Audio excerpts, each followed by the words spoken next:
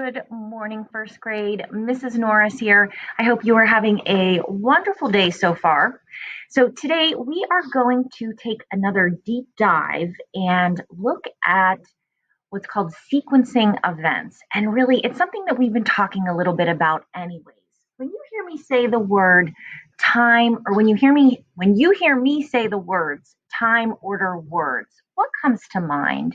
Can you think of any examples of time, order, words?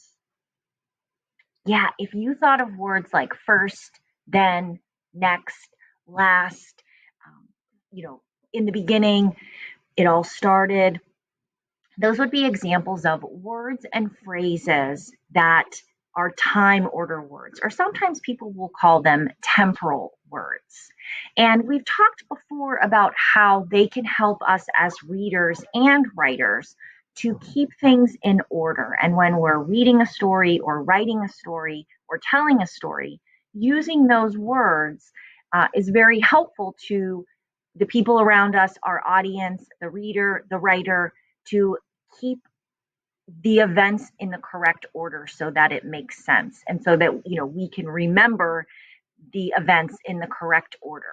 Okay, so you are going to be working on a final writing task for the end of module 1. And don't worry about that right now. There will be more to come on that a little bit later, and you'll hear from me again about what to do for that. But something that you want to keep in mind, and something that we want to practice today, is using time order words. And just to kind of keep that in the back of your mind, that it's something that we will want to include in our final writing. You'll be telling your own story, and you'll want to be thinking about, how can I use those time order words in my own story?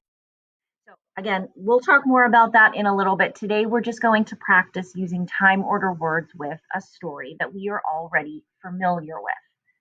All right, so let's take a look at this retelling of Green Eggs and Ham. I'm going to read it, and I feel free to read along with me on the screen. I'll be starting right here, and see what you notice about this story retell. Sam asked the man if he wanted green eggs and ham. The man told Sam he didn't want green eggs and ham. The man decided to try them, and he liked them. So, what do you think about this retelling? Does it sound good? Am I missing anything? Do you think there's anything that I could add to this retelling that would make it sound a little bit better, that would help the reader or the listener make a little more sense of exactly what happened and the order that it happened? What do you think? Yeah, we could add some time order words. And that's exactly what you're going to practice doing on this seesaw activity. You will see these sentences, and it's a little bit bigger here. You will see these sentences in Seesaw.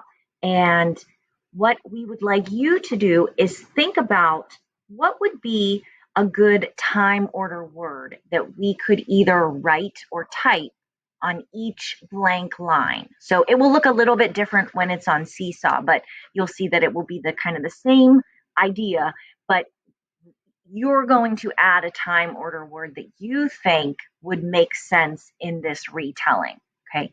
And what you're actually doing right now is something that's called editing or revising. You're going back and you're making changes to a writing to make it better. And we're going to talk a lot more about that too.